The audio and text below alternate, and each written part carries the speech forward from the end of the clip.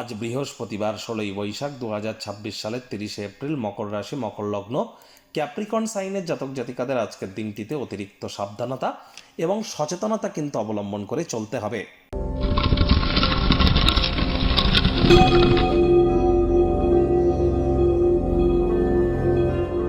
ভিডিওটির শুরুতে স্ক্রিনে আপনারা দেখতে পাচ্ছেন বৃহস্পতির বীজ মন্ত্র ওম গ্রাং গ্রিং গ্রং স গুরাবে নমঃ।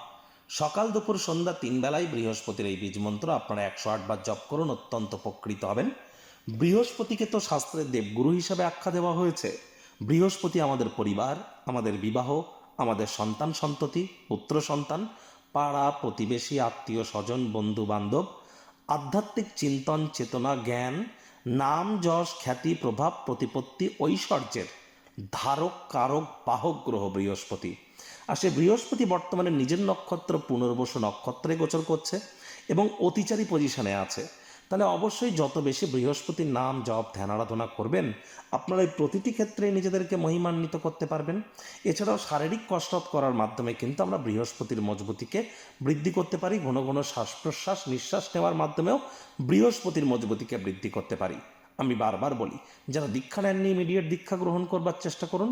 বৃহস্পতি 7.5 বছরের জন্য অতিচারী হয়েছেন, তবেই কিন্তু প্রোটেকশন পাবেন। আজ ব্ল্যাক এবং ব্লু কালারের ড্রেস পরিধান করা থেকে বিরত থাকুন, সাত্ত্বিক জীবনযাপন গ্রহণ করুন। ভাগ্যমিটার আজ আপনাদের বলছে 3.5 আউট অফ 10 ভাগ্য আপনাদের অনুকূলেই থাকবে।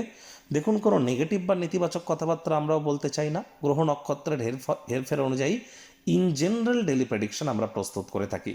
যাদের চন্দ্র রাশি মকর অর্থাৎ মুন সাইন ক্যাপ্রিকর্ন, এই গণনা তাদেরই কিন্তু অধিকাংশ ক্ষেত্রে খাটবে। আর যাদের মকর লগ্ন তাদের কিন্তু আংশিক খাটতে চলেছে।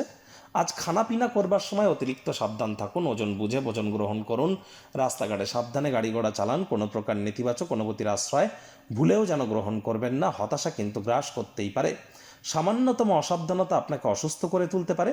আয় ইনকাম তো বাড়বে, নতুন উদ্যোগ পরিকল্পনার পাশাপাশি নতুন নির্মাণ কার্যের শুরুয়াতও আজ করা যেতেই পারে। আজ নতুন নতুন আইডিয়াস আপনারা প্রাপ্তি করবেন, সেগুলি থেকে যদি আপনারা কাজে লাগাতে পারেন লাভান্বিত হতে পারেন আর্থিকভাবে। আজ চাকরিজীবীদের অফিসে কম কথা বলে কাজ বেশি করতে হবে। কাজের জায়গায় কাজের গতি ধীর গতির হতে পারে। কোনো প্রকার হঠকারী সিদ্ধান্ত গ্রহণ করা থেকে বিরত থাকুন। রাজনীতিবিদ যারা আছেন জনসংযোগ বৃদ্ধি করুন। সমাজসেবা, দান ধ্যান, ধর্মীয় ক্রিয়াকলাপের কোনো বিকল্প নেই। শর্টকাট অবলম্বন করে খুব বেশি দূর এগোতে পারবেন না। শিক্ষার্থী বিদ্যার্থীদের পড়াশোনায় মনোযোগ আরও বৃদ্ধি করতে হবে। উচ্চ শিক্ষার জন্য যারা বিদেশ যাত্রার কথা ভাবছিলেন, ভাগ্যদেবীও আজ আপনাদের পক্ষে নেই। সন্তান সন্ততি থেকে থাকলে তাদের দিকে সজাগ দৃষ্টি আপনারা বজায় রাখুন। হাউস ওয়াইফ যারা আছেন দিনের শুরুটা তাড়াতাড়ি করুন। প্রেমিক প্রেমিকা স্বামী স্ত্রী ভালোবাসার মানুষের চরিত্র নিয়ে সন্দেহবাতিক হলেই কিন্তু মারাত্মক ক্ষতি।